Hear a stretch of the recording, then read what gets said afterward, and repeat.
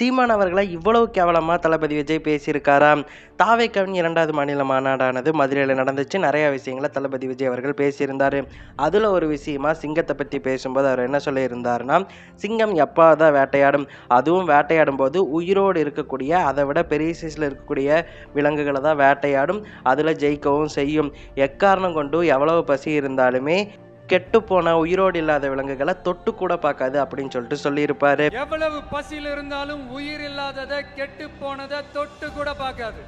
இதை நிறைய தாவேக்க தொண்டர்களும் விஜய் ரசிகர்களும் இதை சீமானை பற்றி தான் அவர் சொல்லியிருக்காரு. அவரை குறிப்பிட்டு தான் இதை பேசியிருக்காரு. ஏன்னா இதுக்கு முன்னாடி அணில் குஞ்சுகள் அப்படின்னு சொல்லிட்டு நிறைய மேடைகளில் சீமான் அவர்கள் தாவேக்க தொண்டர்களையும் விஜய் அவர்களையும் ரொம்ப கேவலமாக விமர்சிச்சிருப்பாரு. டிவிகேக்கு எதிராக போர் அறிவிக்கிற அப்படின்னு சொல்லிட்டும் சொல்லியிருப்பாரு. அதை மனசில் வச்சு தான் இந்த மாதிரி மறைமுகமாக தாக்கியிருக்காரு விஜய் அவர்கள் அப்படின்னு சொல்லிட்டு சொல்கிறாங்க. ஒரு பக்கம் சீமானை தாக்குனாங்க அப்படின்னு சொல்லிட்டு சொல்லும்போதே எடப்பாடி அவர்களையும் தாக்கியிருக்காரு அப்படின்னு சொல்லிட்டு சொல்கிறாங்க.